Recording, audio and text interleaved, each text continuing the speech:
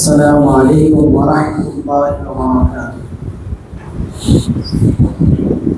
إن الحمد لله نحمده ونستعينه ونستغفره ونؤمن به ونتوكل عليه ونعوذ بالله من شرور أنفسنا ومن سيئات أعمالنا.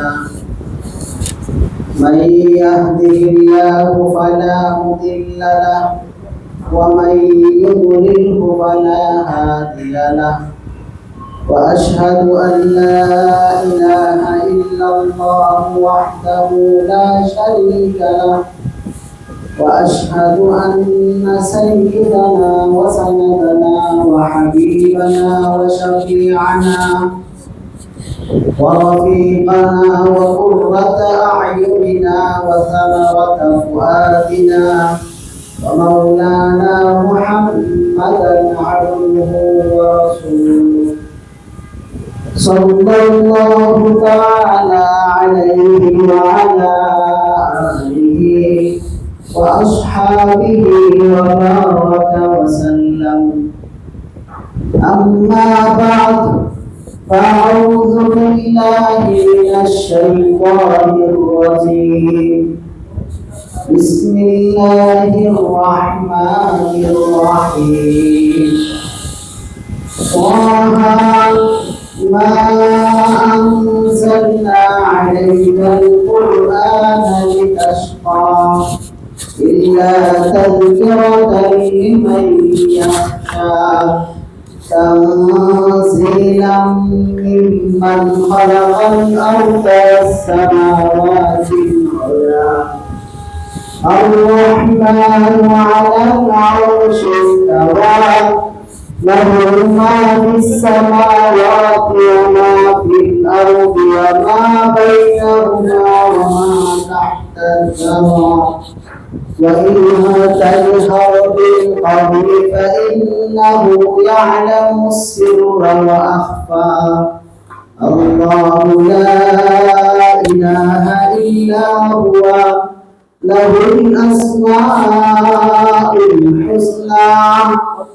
بارك الله لنا ولكم بالقرآن العظيم، ونفعنا وإياكم بالآيات والذكر الحكيم.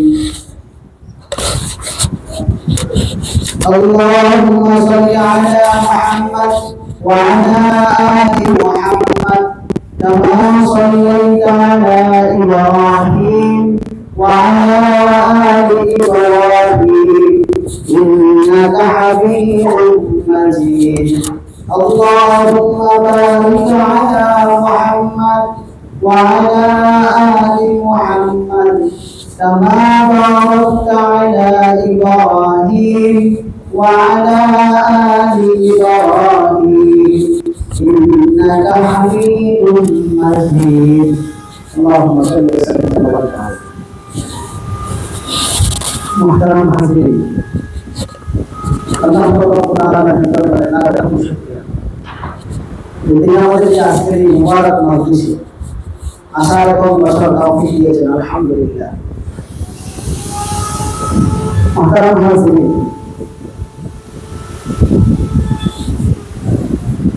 একবার সাহাবায়ে কেরাম রাসূলুল্লাহ সাল্লাল্লাহু আলাইহি ওয়াসাল্লামের দরবারে বসেছিলেন। হঠাৎ করে একজন লোক রাসূলের দরবারে উপস্থিত হলেন। লোকটার পরনে ছিল সাদা খবরের কাপড়, মাথার চুল ছিল কালো কুচকুচে। তার উপরের অবস্থা থেকে মনে হচ্ছিল না যে ওটা খুব বেশি দূর থেকে সফর করে আসছে।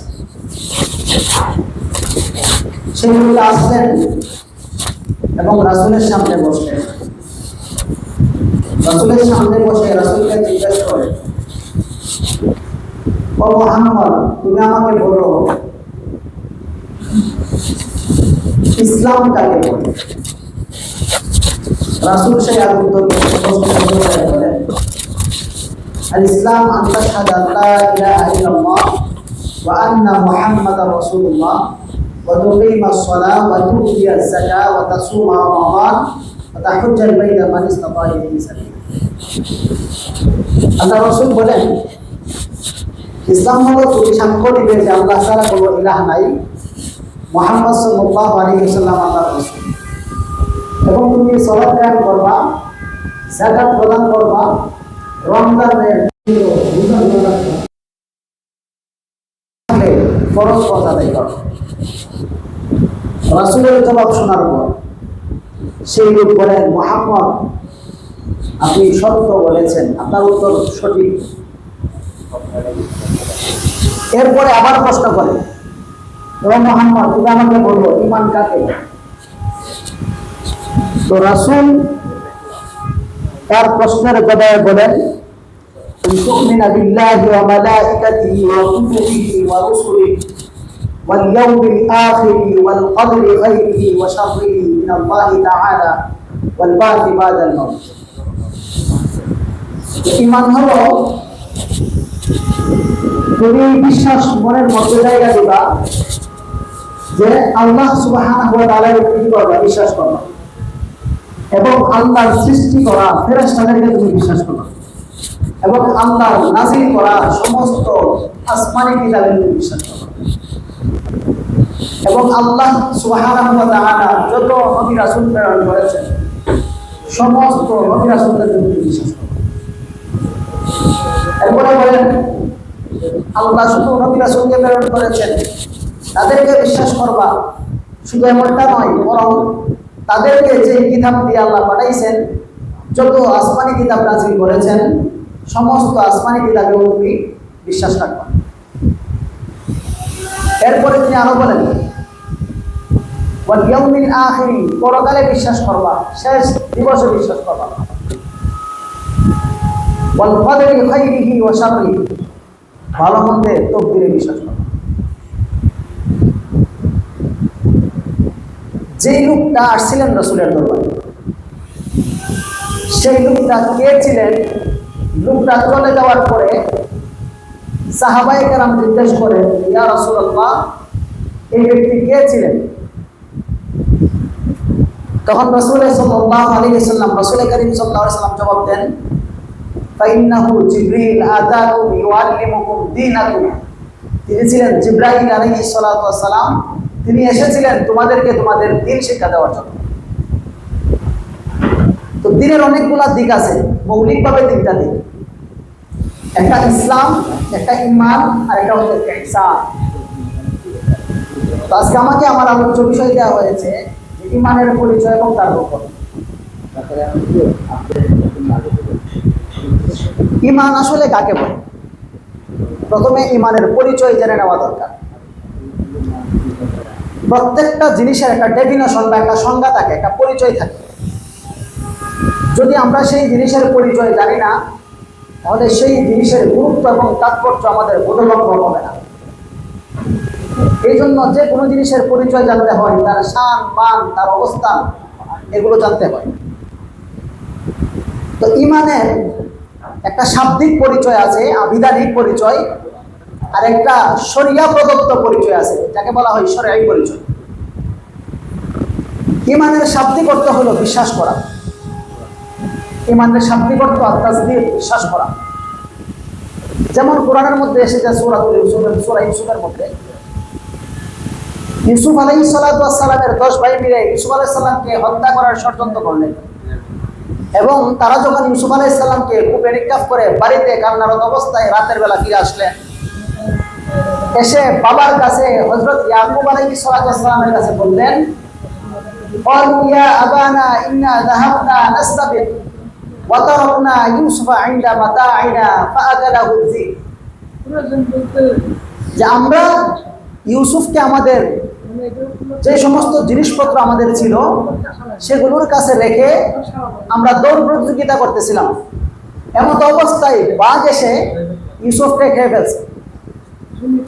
এরপরে তারা বলতেছেন, বাকি ভাইয়েরা বলতেছেন, জমা আনতা বিমুমিনিন লানা ওয়ালাউ কুননা সাদিকিন, আপনি আমাদেরকে বিশ্বাস করবেন না যদি আমরা সত্যবাদী। তো মা আনতা বিমুমিনিন লানা, এই যে মুমিন শব্দটা এখানের মধ্যে নিয়ে আসা হয়েছে, অর্থ হইল যে মা আনতা বিমুমিনিন লানা, আপনি আমাদেরকে বিশ্বাস করবেন না। ইমানের শাব্দিক অর্থ হলো তাসদীক, বিশ্বাস করা। কিন্তু শরীয়তের পরিভাষায় শুধু বিশ্বাসকে ইমান বলা হয় না। একটা হচ্ছে শাব্দিক পরিচয়, একটা হচ্ছে শরঈ পরিচয়। যেমন আমরা নামাজ আদায় করি, যার আরবি সমর্থবোধক শব্দ হচ্ছে সলাত। সলাত শব্দের শাব্দিক অর্থ হইল কোমর নাড়াচড়া করা, কিন্তু শরীয়তের পরিভাষায় এটাকে সলাত বা নামাজ বলা হয় না। কোন ব্যক্তি যদি আমাদের সামনে দাঁড়ায় কোমর নাড়াচড়া করে, আমরা কি বলবো যে সে সলাত আদায় করছে? বলবো না। তাহলে সলাতের শরীয়ী পরিভাষা সংজ্ঞা কি? শরীয়তের পরিভাষায় সলাত কাকে বলে? শরীয়তের পরিভাষায় সলাত বলা হয় নির্দিষ্ট সময়ে নির্দিষ্ট পদ্ধতিতে নির্দিষ্ট কিছু কাজ আঞ্জাম নেওয়া, কিছু কাজ করে সলাত করা হয়। নির্দিষ্ট সময় হওয়া লাগবে, নির্দিষ্ট পদ্ধতি হওয়া লাগবে, এবং নির্দিষ্ট কিছু কাজ বর্ণনা করা আছে, বলা আছে, ওই কাজগুলো আদায় করা লাগবে। যেমন পবিত্রতা অর্জন করা, রুকু করা, সিজদা করা, তিলাওয়াত করা। এটা হচ্ছে আমাদের শরীর পরিচয়। অনুরূপভাবে সওম বা রোজা শব্দের শাব্দিক অর্থ হলো বিরত থাকা। আমি যদি এখন কথা বলা থেকে আপনাদের সামনে বিরত থাকি, তাহলে কি এই কথা বলা যাবে যে আমি রোজা রাখছি? আজও বলা যাবে না। আপনারা যদি এখন একটা কাজে ছিলেন, কাজ থেকে সামান্য সময় বিরত থাকেন, তাহলে কি এই কথা বলা যাবে যে আপনারা রোজা পালন করতেছেন? সুযোগ নাই। তাহলে রোজা কাকে বলা হয়? শরীয়তের পরিভাষায় রোজা বলা হয় সুবহ সাদেক থেকে সূর্যাস্ত পর্যন্ত খাওয়া দাওয়া, পানাহার এবং স্ত্রী সহবাস থেকে বিরত থাকা। এটার নাম হলো শরীয়তের পরিভাষা রোজা। তো ইমানের শাব্দিক পরিচয় হলো বিশ্বাস করা, কিন্তু শরীয়তের পরিভাষায় শুধুমাত্র বিশ্বাসকে ইমান বলা হয় না। শরীয়তে ইমান হইল তিনটা জিনিসের সমন্বিত রূপ, তিনটা জিনিসের সমন্বয়ে ইমান হয়। একটা জিনিস হইল তাসদীক বিল জানান, অন্তরে দৃঢ়ভাবে বিশ্বাস করা। এই বিশ্বাসটা কেমন হবে? শতভাগ বিশ্বাস করতে হবে, এবং এই বিশ্বাসটা হবে দৃঢ় বিশ্বাস। উদাহরণ হিসাবে বলা যায়, মনে করেন আপনি শুনেছেন কোন একটা লোককে বিদ্যুৎ স্পষ্ট করেছে। কোন একটা লোকে কি করছে? বিদ্যুৎ স্পষ্ট করেছে। আপনি শুনছেন এটা। তো বিদ্যুৎ যখন স্পর্শ করে কোন ব্যক্তিকে, আপনি শুনছেন, এই শোনাটাকে আপনি সত্যায়ন করতে পারেন, আবার অবিশ্বাসও করতে পারেন, বিশ্বাসও করতে পারেন, অবিশ্বাসও করতে পারেন। আবার আপনি দেখলেন আপনার চোখের সামনে কোন ব্যক্তিকে বিদ্যুৎ স্পর্শ করছে, এটা আপনার সামনে আগেরকার তুলনায় বিশ্বাস বেশি না? আপনি নিজের চোখে দেখছেন। আগেরটাই যদি 50% বিশ্বাস করেন, পরেরটাই আপনি 70% বিশ্বাস করবেন, কারণ আপনি নিজের চোখে দেখছেন।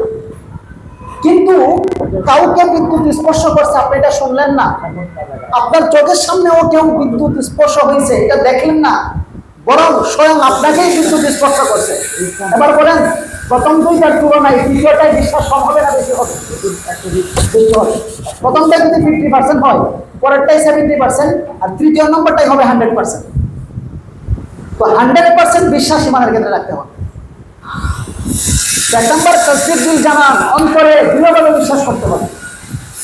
2 নম্বর ইকরার বিল লিসান, মৌখিক স্বীকৃতি প্রদান করতে হবে, মুখে স্বীকার করতে হবে। 3 নম্বর হইল আমাল বিল আরকান অথবা আমাল বিল জাওয়ারিহ, নিজের জীবনের অঙ্গ প্রত্যঙ্গের মাধ্যমে সেটাকে বাস্তবায়ন করে দেখাতে হবে।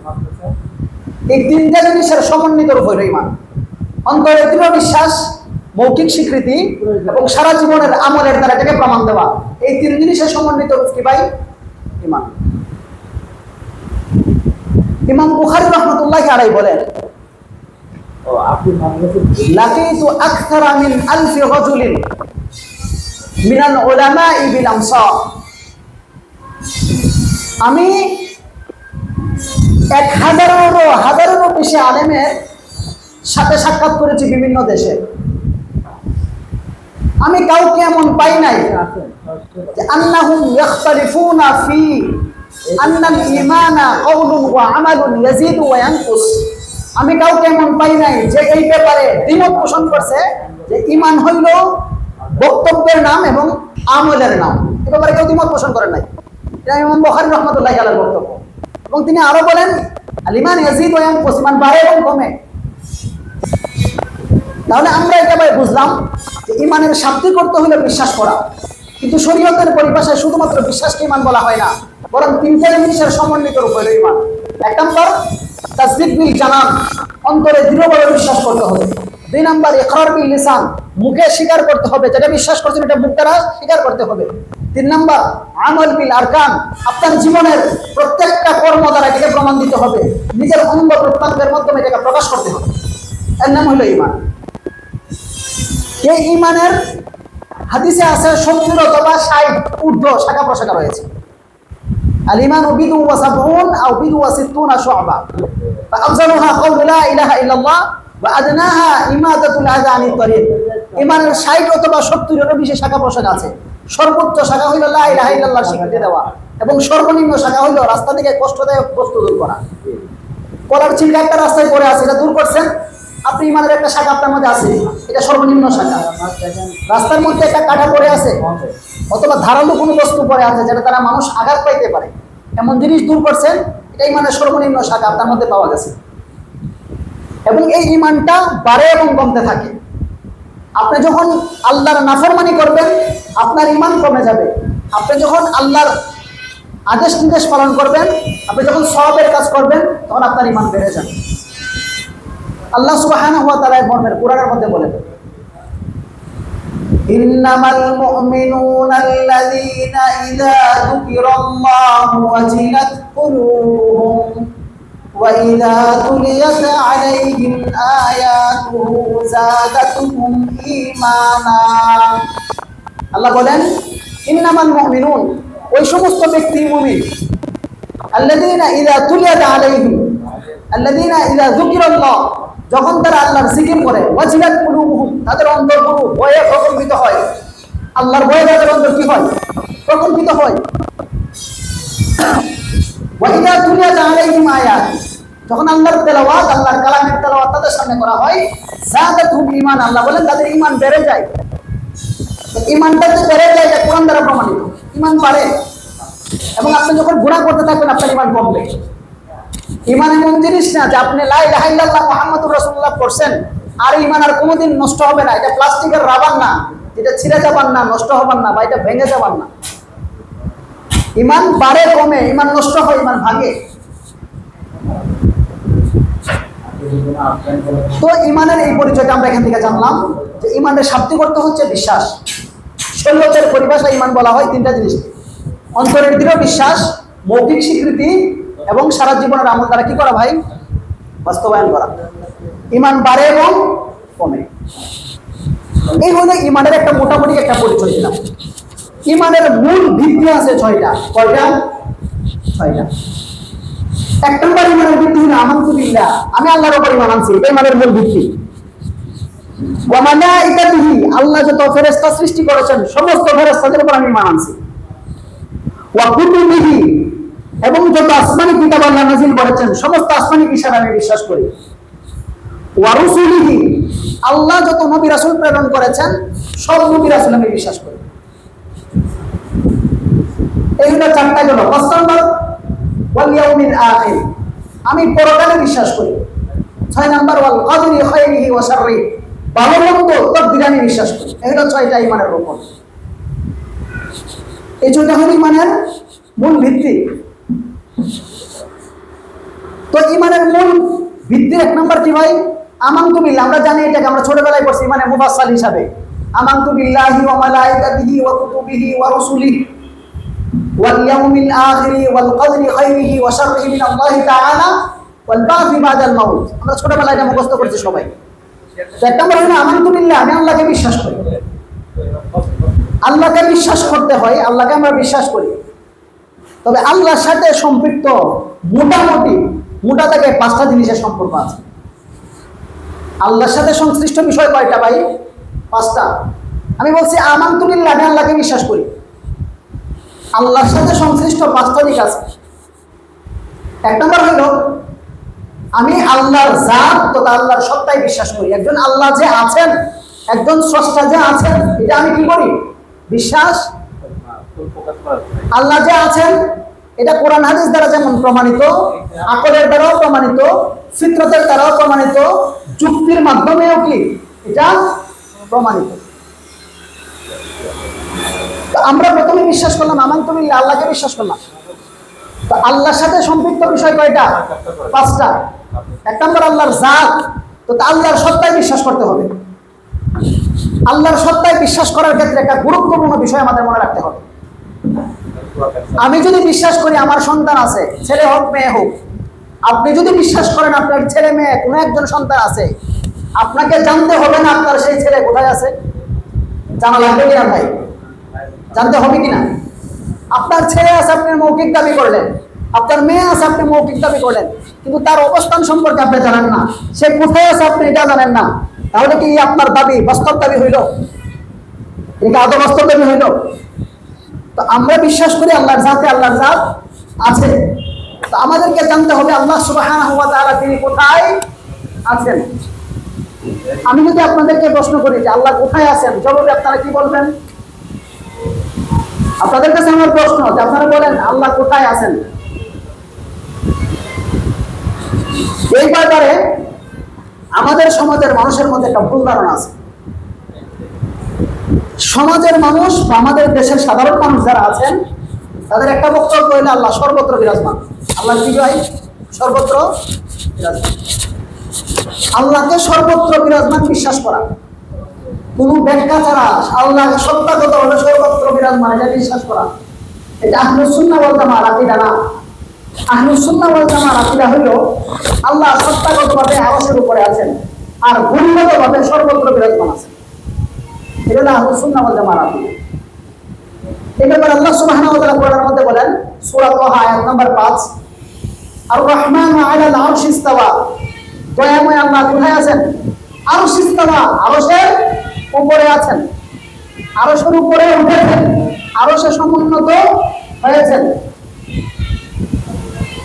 সূরা আনআমের 54 নম্বর আয়াতের মধ্যে পাওয়া যায়, আল্লাহ বলেন, ইন্না রাব্বাকুমুল্লাযী খালাকাস সামাওয়াতি ওয়াল আরদি ফি সিত্তাতি আইয়াম সুম্মা ইস্তাওয়া আলাল আরশ।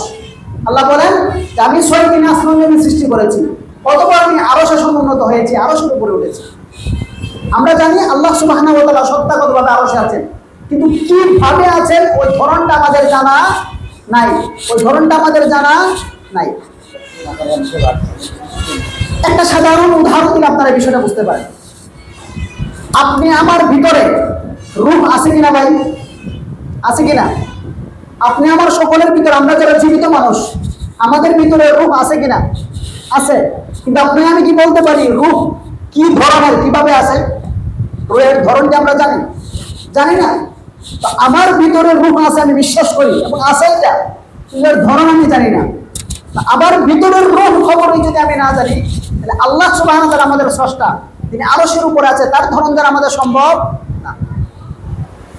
একটা বিষয়ের ধরন জানতে হইলে 3টা জিনিসের প্রয়োজন হয়। 1 নম্বর, আপনাকে সচক্ষে দেখতে হবে ওই জিনিসটা, তাহলে আপনি ওটার ধরন বলতে পারবেন। আপনার মাথার উপরে ফ্যান ঝুলানো, আপনি ফ্যান নিজের চোখে দেখেছেন, আপনি বলতে পারবেন ফ্যানের ধরনটা কেমন। অথবা ফ্যান দেখেন নাই, ফ্যানের মতোই কোনো একটা দেখেছেন, তাও আপনি বলতে পারবেন এই ফ্যানটা কেমন। অথবা আপনি সত্য সংবাদ পেয়েছেন যে এই জিনিসটা এমন, তবুও আপনি বলতে পারবেন এই জিনিসটা কেমন। ঠিক কিনা ভাই? 3 ভাবে একটা জিনিসের ধরন বর্ণনা করা যায়। নাম্বার 1, আপনি নিজের চোখে দেখেছেন কেমন। নাম্বার 2, আপনি নিজের চোখে দেখেন নাই ওই জিনিসটা, কিন্তু এটার মতো হুবহু আরেকটা জিনিস দেখেছেন।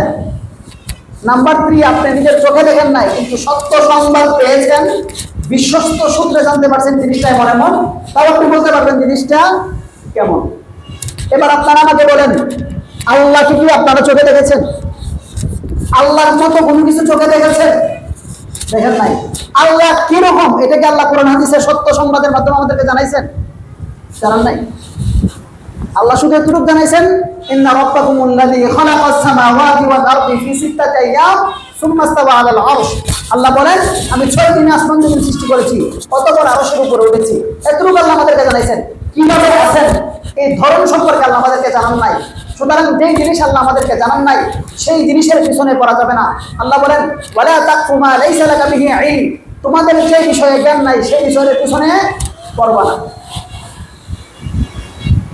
ইমাম মালিক রহমতুল্লাহি আলাইহি বলেন, আল ইস্তিওয়াউ গায়রু মাজহুলিন ওয়াল কাইফু গায়রু মাকুলিন ওয়াল ঈমানু বিহি ওয়াজিব ওয়াস সুআলু আনহু বিদআহ।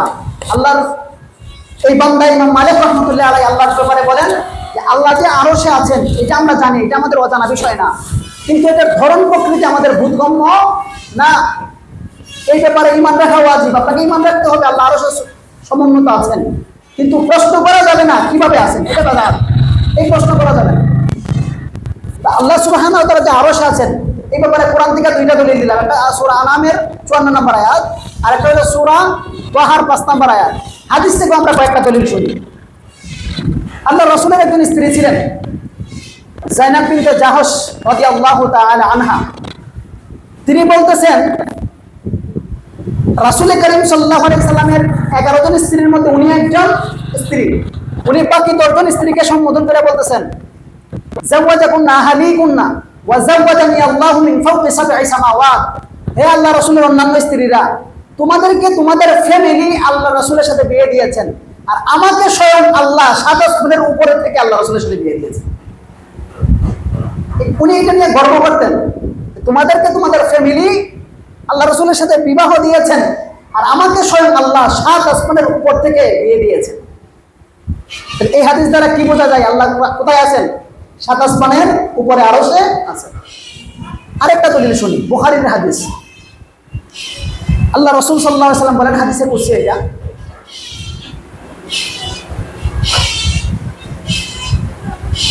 ইন্নাল্লাহা কাতাবা কিতাবান ক্বাবলা ইয়াখলুকাল খালক ইন্না রাহমাতি সাবাকাত গাদাবি ওয়া হুয়া মাকতুবুন ইনদাহু ফাওকাল আরশি।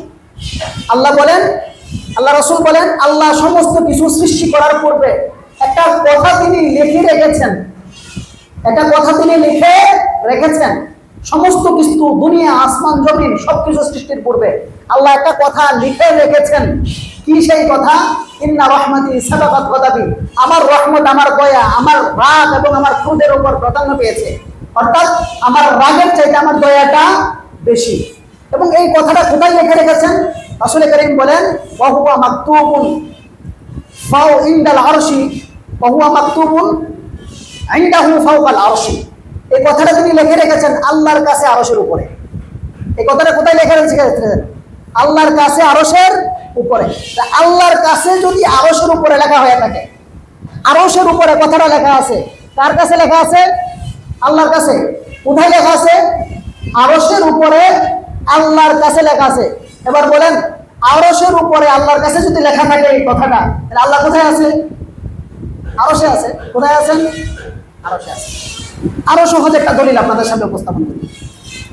রাসূল করিম সাল্লাল্লাহু আলাইহি ওয়াসাল্লামের মেরাজ হয়েছিল। মেরাজ এটা আপনারা জানেন তো, বিশ্বাস করেন তো? মেরাজ কি দুনিয়াতে হয়েছিল না আরশে হয়েছিল? আরশে হয়েছিল। আল্লাহর রাসূল একদিন রাতের বেলা মসজিদে হারাম থেকে বাইতুল মাকদিস পর্যন্ত গেলেন। কোরআনের ভাষায় এটাকে বলা হয় ইসরা। বাইতুল মাকদিস থেকে আরশে আজিম পর্যন্ত আল্লাহর দর্শনে গেলেন, ওইটাকে বলা হয় মেরাজ। এবং মেরাজে যাওয়ার পরে 5 ওয়াক্ত নামাজ ফরজ হয়, প্রথম 50 ওয়াক্ত নামাজ ফরজ হয়। যখন আল্লাহর নবী ফিরে আসলেন চতুর্থ আসমানে, মুসা আলাইহিস সালামের সাথে দেখা হয়েছে। মুসা আলাইহিস সালাম জিজ্ঞাসা করেন, হে মুহাম্মদ, তোমার আল্লাহ তোমাকে কি দিয়েছেন উপহার? তোমার উম্মতের জন্য কি উপহার দিয়েছেন? তো আল্লাহ রাসূল বলেন 50 ওয়াক্ত নামাজ। তখন মুসা আলাইহিস সালাম বলেন, আমার উম্মত তোমার উম্মতের চাইতে বেশি শক্তিশালী ছিল, আমার উম্মত পারে নাই, তোমার উম্মত 50 ওয়াক্ত নামাজ আদায় করতে পারবে না। তারপরে মুসা আলাইহিস সালাম বলেন, ইরজি ইলা রাব্বিক, তুমি তোমার রবের কাছে ফিরে যাও, তুমি তোমার রবের কাছে ফিরে যাও। কোথায় ফিরে যেতে বলছেন? আবার তুমি আরশ আল্লাহর কাছে যাও। পরে আল্লাহ রাসূল আবার গেলেন, ধীরে ধীরে কমাইতে 5 ওয়াক্ত নামাজ আমাদের উপর ফরজ হইল। তো এই মেরাজের ঘটনা থেকে স্পষ্ট বোঝা যায় আল্লাহ কোথায় আছেন? আরশে আছেন। সবচেয়ে বড় কথা হইল, আমরা যখন দোয়া করি কোন দিকে হাত উঠাই? কোন দিকে হাত উঠাই ভাই? উপরের দিকে। কার কাছে হাত উঠাই? আল্লাহর কাছে। এই জন্য আমরা তাশাহুদের সময় আশহাদু আল্লা ইলাহা ইল্লাল্লাহ বলার সময় কি করি? হাত দ্বারা ইশারা করি, আঙ্গুল দ্বারা কি করি? ইশারা করি। আশহাদু আল্লা ইলাহা ইল্লাল্লাহ, এক আল্লাহ ছাড়া কোনো ইলাহ নাই। এই ইশারাটা কোন দিকে করি? তো আল্লাহ সুবহানাহু ওয়া তাআলা যে আরশে আছেন এই ব্যাপারে আরো সুস্পষ্ট দলিল আছে। সহিহ মুসলিমের এক হাদিস, মুয়াবিয়া ইবনে হাকাম আস-সুলামি থেকে বর্ণিত। তার একজন বাদী ছিলেন, উহুদ পাহাড় এবং জাওয়ানিয়া এলাকার মধ্যে বকরি চড়াইতেন। তো একদিন একটা বাঘ এসে কি করছে, ওই বকরির মধ্য থেকে একটা বকরি নিয়ে গেছে। তো ওই সাহাবী বলেন, আমি যেহেতু মানুষ বনি আদম, অন্যদের মতো আমারও একটু কি আসে, রাগ আসে, রাগ আসে। ওই রাগ অবস্থায় আমি ওই বাদীকে একটা থাপ্পড় দিলাম, কিন্তু পরবর্তীতে মনে হইল যে বাদীর তো কোনো দোষ নাই, বাঘে নিয়ে গেছে, সে কি করবে, আমার কাছে এটা কষ্টকর মনে হইল। তো আমি চাই এই বাদীকে আমি আজাদ করে দিব। আপনি কি বলেন? রাসূলের কাছে পরামর্শ চাই। রাসূল বলেন, তাকে আমার কাছে নিয়ে আসো।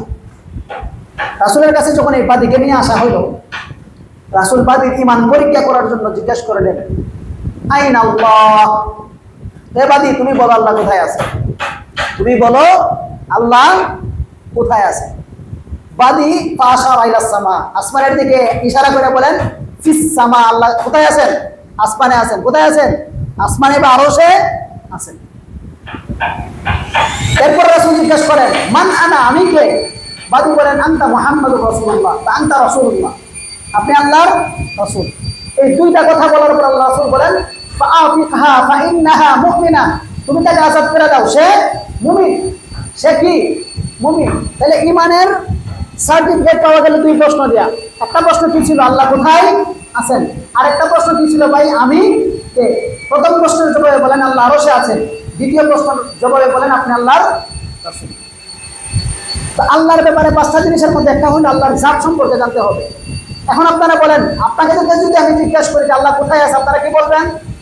আরশে। কোথায় আছেন? আরশে। আল্লাহ সত্তাগতভাবে আরশে আছেন, কিন্তু আল্লাহর ইলম, আল্লাহর কুদরত, আল্লাহর জ্ঞান, আল্লাহর শক্তি, আল্লাহর ক্ষমতা সর্বত্র বিরাজমান, সর্বত্র বিরাজমান। আল্লাহ বলেন, ওয়া হুয়া মাআকুম আইনা মা কুনতুম ওয়াল্লাহু বিমা তা'মালুনা বাসীর, তোমরা যেখানে আছো আল্লাহ সেখানেই আছেন, তোমরা যা কিছু করো আল্লাহ সবকিছু দেখেন। ফেরাউনের কাছে মুসা এবং হারুনকে দ্বীনের দাওয়াত দিতে পাঠাইছে, তোমরা যাও ফেরাউনের কাছে দ্বীনের দাওয়াত নিয়ে যাও। তো যাওয়ার সময় মুসার হারুন আলাইহিস সালাম একটু ভয় পাইতেছিলেন, ফেরাউনের কাছে যাইমু, হয়তো এটা চরমপন্থী সন্ত্রাসী, সে তো আমাদেরকে হত্যা করে দিতে পারে। তো আল্লাহ বলতেছেন, ইযহাব ইলা ফিরআউনা ইন্নাহু তাগা, তোমরা ফেরাউনের কাছে যাও, সে সীমা লঙ্ঘনকারী। কিন্তু তারা যখন ভয় পাইতেছিল, তখন আল্লাহ তাদেরকে অভয় দিয়া বলতেছেন, লা তাখাফা ইন্নানি মাআকুমা আসমাউ ওয়া আরা, তোমরা ভয় পাও না, আমি তোমাদের সাথে আছি। আমি কিভাবে তোমাদের সাথে আছি? আল্লাহ বলেন, আসমাউ ওয়া আরা, আমি তোমাদেরকে দেখি, আমি তোমাদের কথা শুনি। আল্লাহ দেখা এবং শোনার গুণ সবসময় সর্বত্র বিরাজমান। আমরা যা বলি সব আল্লাহ শুনেন, আমরা যা করি সবকিছু আল্লাহ দেখেন। আল্লাহর দেখার দিক থেকে, শোনার দিক থেকে, আল্লাহর ইলম, আল্লাহর কুদরতের দিক থেকে, আল্লাহর সুলতানিয়ত, আল্লাহর পাওয়ার ক্ষমতার দিক থেকে আল্লাহ সর্বত্র বিরাজমান। পৃথিবীর এমন কোনো একটা ইঞ্চি ভূমি পাওয়া যাবে যেখানে আল্লাহর ক্ষমতা নাই? আছে এরকম? নাকি সব জায়গায় আল্লাহর নিয়ন্ত্রণ আছে? সব জায়গায় আল্লাহর নিয়ন্ত্রণ আছে। তো আল্লাহ সুবহানাহু ওয়া তাআলা সত্তাগতভাবে আরশে আছেন, গুণগতভাবে সর্বত্র বিরাজমান। যদি কেউ বলে আল্লাহ সত্তাগতভাবে সর্বত্র বিরাজমান, এবং হুলুলি আকীদায় বিশ্বাসী হিন্দুদের মতো সর্বসর্বাদীরা বিশ্বাস করে তাদের ঈশ্বরের উপস্থিতি সব জায়গায় আছে, সব জায়গায় তাদের ঈশ্বর বিরাজমান। আহলুস সুন্নাহ ওয়াল জামাআহ এবং মুসলমানের আকীদা এটা না। মুসলমানের আকীদা হলো আল্লাহ আরশে আছেন, সত্তাগতভাবে সর্বত্র আছেন, গুণগতভাবে। তাহলে আল্লাহর ব্যাপারে পাঁচটার একটা অংশ বললাম। দুই নম্বর হলো আল্লাহর রুবুবিয়্যতে বিশ্বাস করতে হবে। আল্লাহ আমাদের রব। আমরা কি বলছি সূরা ফাতিহায়? আলহামদুলিল্লাহি রাব্বিল আলামিন, সকল প্রশংসা বিশ্বজগতের পালনকর্তার জন্য, বিশ্বজগতের পালনকর্তার জন্য। তো আমরা আল্লাহকে রব হিসেবে স্বীকার করছি।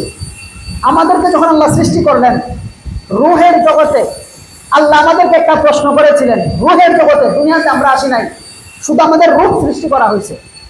এমন সময় আল্লাহ প্রশ্ন করছেন, আলাস্তু বিরাব্বিকুম, আমি কি তোমাদের রব নই?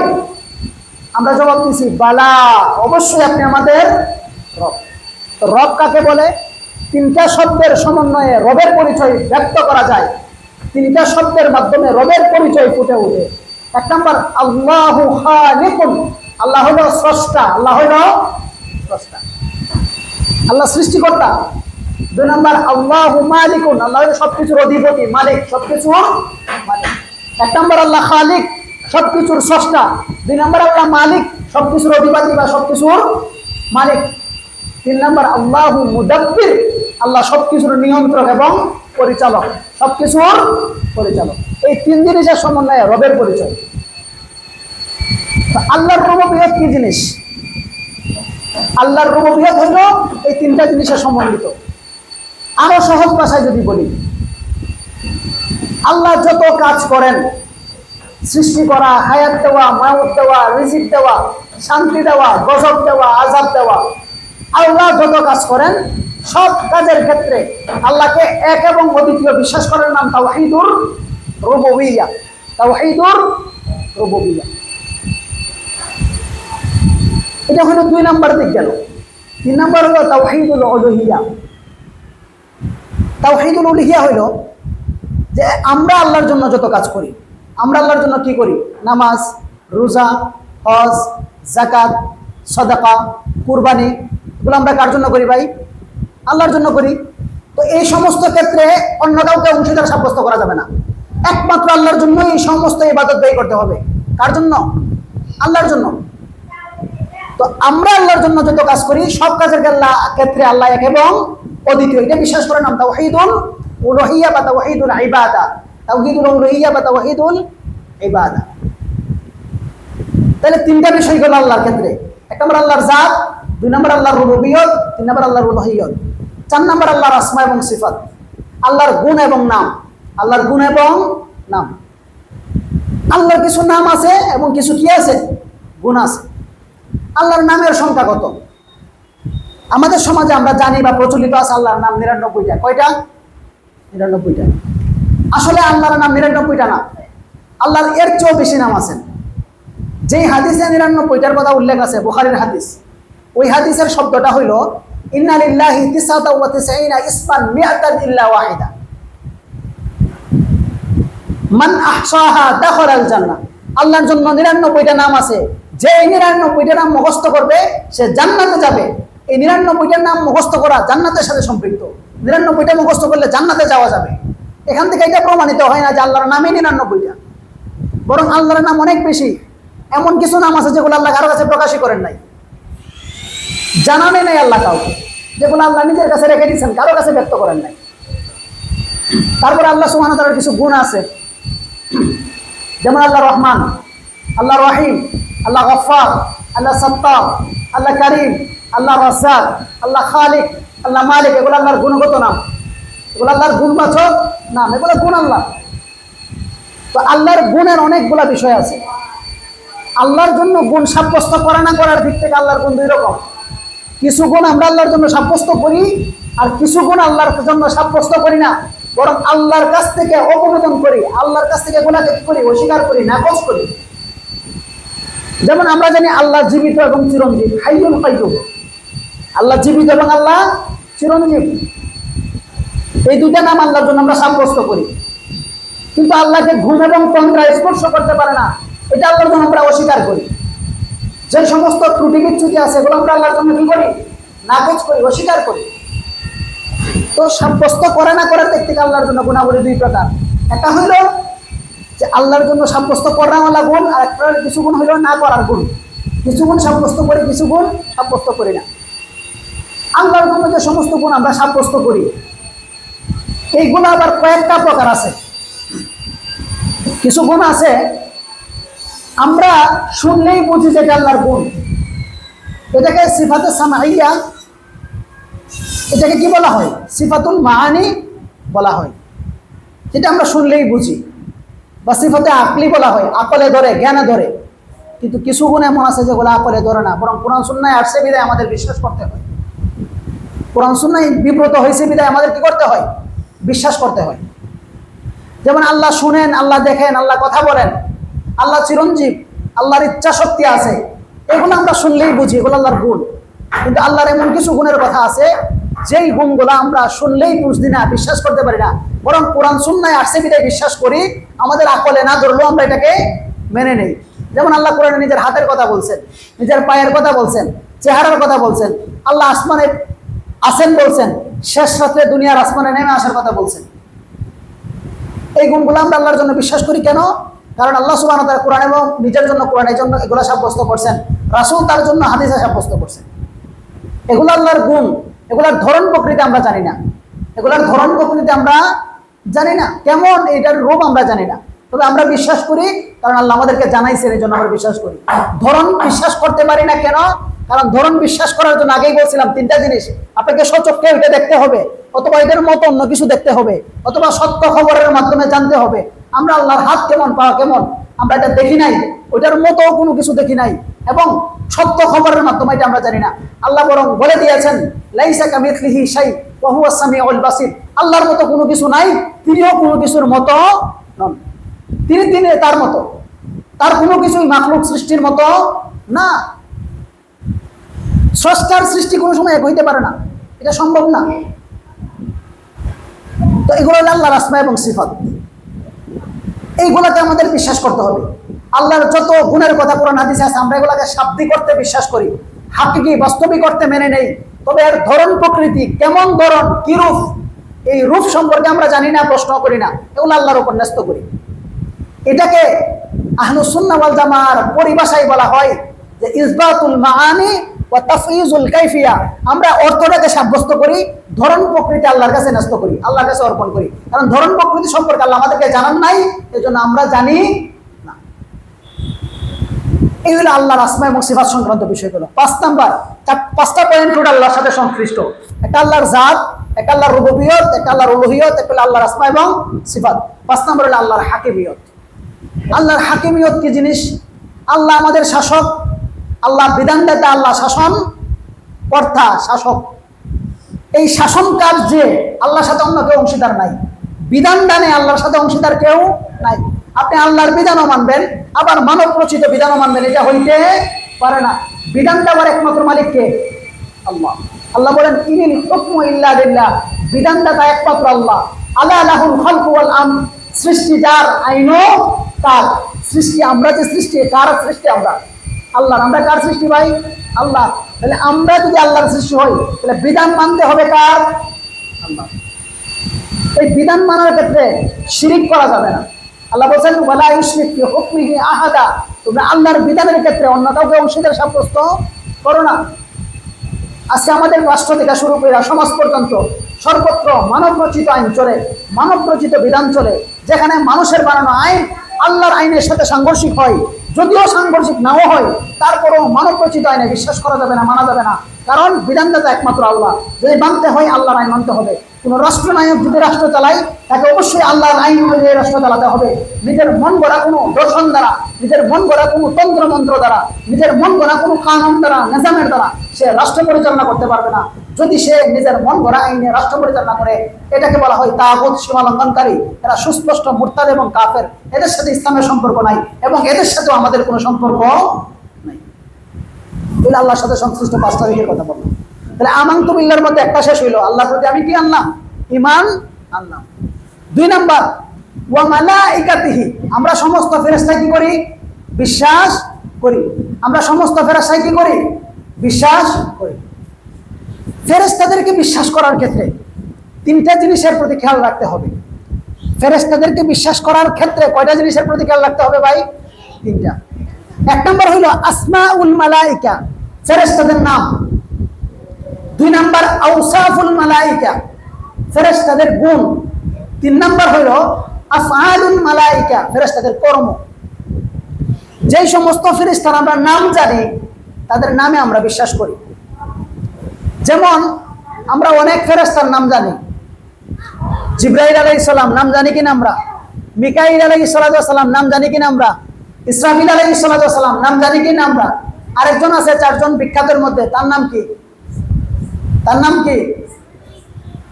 জিবরাইল, মিকাইল, ইসরাফিল, আরেকজন আছে আজরাইল। আজরাইল আলাইহিস সালাম, আজরাইল নামটা কোরআনেও নাই, হাদিসেও নাই। আজরাইল নামটা কোরআনেও নাই, হাদিসেও নাই। তাহলে যেই ফেরেশতা মানুষের জান কবজা করে, ওই ফেরেশতার নাম কি? কোরআনের ভাষায় তাকে বলা হয় মালাকুল মাউত। কি বলা হয়? মালাকুল মাউত। কোরআনের মধ্যে আছে কুল ইয়াতাওয়াফাকুম মালাকুল মাউতিল্লাযী উকিলা বিকুম। মালাকুল মাউত তার নাম। আজরাইল নামটা যে কে বা কারা নিয়ে আসছে, কোথা কাছে আসছে, এটার কোনো হদিস, কোনো আসল কোনো ভিত্তি খুঁজে পাওয়া যায় না। এটা মানুষের মুখে মুখে প্রচলিত, কিন্তু এটার কথা এই নাম না কোরআনে আছে না হাদিসে আছে। তো আমরা কি বলবো? জিব্রাইল, মিকাইল, ইসরাফিল এবং মালাকুল মাউত।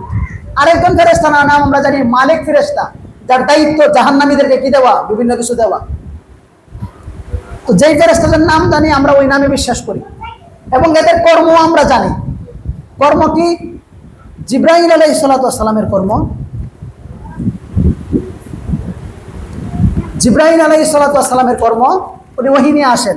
মিকাইল আলাইহিস সালাতু ওয়াস সালামের কর্ম, উনি বৃষ্টি এবং রিজিক নিয়ে আসেন। ইসরাফিল আলাইহিস সালাতু ওয়াস সালামের কর্ম, উনি সিংহা নিয়ে বসে আছেন, ফুৎকার দিবেন। মালাকুল মাউতের কর্ম কি? মানুষের জান কবজা করেন। আমার সময় শেষের দিকে, 10 মিনিট সময় শেষ করে দিচ্ছি। তো এই হচ্ছে তাদের কর্ম এবং নাম জানলাম। যাদের সিফাত জানি, যেমন কিছু কিছু ফেরেশতা ছিলেন, এদের বিশেষ কিছু কি ছিলেন, গুণাগুণ ছিলেন। এই গুণাগুণ আমরা বিশ্বাস করব, এই গুণগুলোতে আমরা কি করব, বিশ্বাস করব। তো আমরা ইমানের রুকনের 2টা গেল। আমরা আল্লাহকে বিশ্বাস করি, আল্লাহর সাথে সংশ্লিষ্ট 5 দিক আমরা সমস্ত ফেরেশতায় বিশ্বাস করি। 3 নাম্বার ওয়া কুতুবিহি, আল্লাহ যত কিতাব নাজিল করছেন সব কিতাবে বিশ্বাস করি। আল্লাহ 104টা কিতাব নাজিল করছেন, এর মধ্যে 4টা হচ্ছে শ্রেষ্ঠ কিতাব, কোরআন, তাওরাত, জাবুর, ইনজিল। কোরআন, তাওরাত, জাবুর, ইনজিল। এছাড়াও আর অনেক কিতাব আছে, সহিফায়ে মুসা আছে, সহিফায়ে ইব্রাহিম আছে, আরো কিতাব আছে, টোটাল 104টা গ্রন্থ আছে। এগুলাই আমরা কি করি, বিশ্বাস করি। তারপরে গেল ওয়া মালাইকাতিহি ওয়া কুতুবিহি, গেল ওয়া রুসুলিহি, আমরা সমস্ত নবী রাসূলে কি করি, বিশ্বাস করি। সমস্ত নবী রাসূল আমরা কি করি, বিশ্বাস করি। আদম আলাইহিস সালাতু ওয়াস সালাম থেকে শুরু করে সাইয়্যিদুল মুরসালিন, খাতামুন নবিয়্যিন, রাহমাতুল লিল আলামিন মুহাম্মদুর রাসূলুল্লাহ সাল্লাল্লাহু আলাইহি ওয়াসাল্লাম আখেরি নবী। তারপর আর কোনো নবী আসবে না, তারপর আর কোনো নবী আসবে না। এই সমস্ত নবী রাসূল আমরা কি করলাম, বিশ্বাস করলাম। 4টা গেল। 5 নাম্বার হলো ওয়াল ইয়াউমিল আখিরি, আমরা আখিরাত দিবসে বিশ্বাস করি, সর্বশেষ দিনে কি করি, বিশ্বাস করি। আখিরাত দিবস, ওয়াল ইয়াউমিল আখিরি, শেষ দিন। শেষ দিন কেন বলা হইল? কারণ হাসরের ময়দানের যে শেষ দিন, এরপর আর কোনো দিন নাই। জান্নাতীরা জান্নাতে যাবে, জাহান্নামীরা জাহান্নামে যাবে। সেখানে আমাদের এই দুনিয়ার মতো কোনো দিন রাত নাই, ওইটাই শেষ দিন। এই জন্য এটাকে বলা হয়েছে ইয়াউমুল আখির, আখিরি দিন। ওটা কি দিন, আখিরি দিন। এরপর হলো ভালোমন্দ তাকদিরে বিশ্বাস করতে হবে। ওয়াল কদরি খাইরিহি ওয়া শাররিহি, ভালোমন্দ কি করতে হবে, তাকদিরে বিশ্বাস করতে হবে। তাকদিরে বিশ্বাস করার ক্ষেত্রে অনেকগুলা তফা আছে, অনেকগুলা স্তর আছে। এর মধ্যে আমি কয়েকটা স্তর আপনাদেরকে বলি। 1 নম্বর হইল আল্লাহ দুনিয়াতে যা কিছু সৃষ্টি করেছেন, আল্লাহ দুনিয়াতে যা কিছু সৃষ্টি করেছেন, কে কিভাবে চলবে, কে কি করবে, সবকিছুই আল্লাহ জানতেন। সবকিছুই আল্লাহ জানতেন, সবকিছু আল্লাহ কি করতেন, জানতেন। এবং কিভাবে সে তার জীবন কাল পার করবে, কিভাবে দুনিয়া পরিচালিত হবে, সবকিছুই আল্লাহ জানতেন। বিদায় আল্লাহ লৌহে মাহফুজে এটা লিখে রেখেছেন। কি করেছেন, লিখে রেখেছেন। তাহলে আমরা এটা বিশ্বাস করি, ভালো মন্দ তাকদিরের উপর বিশ্বাস করি। ভালো মন্দ যাই হোক সব কি আল্লাহর পক্ষ থেকে, এটা আমার তাকদিরে ছিল। তাকদিরে বিশ্বাস করার 4টা স্তর আছে। এর মধ্যে একটা স্তর হইলো যা কিছু ঘটবে সব আল্লাহ জানেন, যা কিছু ঘটবে সব আল্লাহ লিখে রেখেছেন। 3 নাম্বার আল্লাহর ইচ্ছাই সবকিছু হয়, আল্লাহর ইচ্ছা ছাড়া কোনো কিছু হয় না। এইরকম 4টা স্তরের মধ্যে 3টা স্তরের কথা বললাম, এগুলো আমরা বিশ্বাস করি। এবারের যে রুকন আছে, এই রুকনের 6টাকে আবার একটু মুজাকারা করি। 1 নম্বর আমানতু বিল্লাহ, আমরা আল্লাহই বিশ্বাস করলাম। 2 নম্বর ওয়া মালাইকাতিহি, আমরা সমস্ত ফেরেশতাই বিশ্বাস করলাম। ওয়া কুতুবিহি, আমরা সমস্ত আসমানি গ্রন্থে বিশ্বাস করি। ওয়া রুসুলিহি, সমস্ত নবী রাসূলে বিশ্বাস করি। ওয়াল ইয়াউমিল আখিরি, আখিরাত দিবসে আমরা বিশ্বাস করি। ওয়াল কদরি খাইরিহি ওয়া শাররিহি, ভালো মন্দ কিসে বিশ্বাস করি, তাকদিরে বিশ্বাস করি। তাকদির হইল মানুষের সর্বশেষ আশ্রয়ের জায়গা। আপনি যত ডিপ্রেশনে ভুগেন, যত কষ্টে থাকেন, যত দুর্ভোগ আপনার উপর দিয়ে অতিক্রম করুক, আপনি যখন এটা বিশ্বাস করবেন এটা আমার ভাগ্যে ছিল, তকদিরে ছিল, তখন আপনার মনের মধ্যে একটা প্রশান্তি আসবে, আপনার দুঃখ দুর্দশা লাঘব হবে। এই জন্য সবকিছু কি করা, তাকদিরের উপর ন্যস্ত করা। যা হবে আল্লাহ সুবহানাহু ওয়া তাআলার লিপিবদ্ধ বিষয় অনুযায়ী হবে। আল্লাহ চাচ্ছেন তাই হয়েছে। এবং সবকিছু তাকদিরের উপর বিশ্বাস করে হাত গোটায় থেকে বসে থাকলে হবে না, আমাকে আমার শর্ত অনুযায়ী কাজ করতে হবে। 2টা দল ছিল ইসলামে, একটা দলকে বলা হয় জাবরিয়া, একটা দলকে বলা হয় কদরিয়া। জাবরিয়ারা বিশ্বাস করে মানুষ হলো জমাট পাথরের মতো, তাদের কোনো কর্মক্ষমতা নাই, তারা কিছু করতে পারে না। আর কাদরিয়ার বিশ্বাস হলো মানুষই সব কিছু করতে পারে, আল্লাহ কোনো কিছু করতে পারে না। দুই দলেই জাহান্নামে, দুই দলেই কাফের, এদের সাথে মুসলমানদের সম্পর্ক নাই। আমরা বিশ্বাস করি যে আল্লাহ সুবহানাহু ওয়া তাআলা যা চান তাই হয়, তবে বান্দার অর্জন করার ক্ষমতা আল্লাহ দিয়েছেন। আল্লাহ আমাদেরকেও সৃষ্টি করেছেন, আমাদের কর্মকেও কি করেছেন, সৃষ্টি করেছেন। মুহতারাম হাজিরিন, যে আলোচনাটুকু করলাম, ভালো যা কিছু বলছি সব আল্লাহর পক্ষ থেকে, ভুলভ্রান্তি যা কিছু বলছি সব আমার এবং শয়তানের পক্ষ থেকে। সুবহানা রাব্বিকা রাব্বিল ইজ্জাতি আম্মা ইয়াসিফুন ওয়া সালামুন আলাল মুরসালিন আলহামদুলিল্লাহি রাব্বিল আলামিন।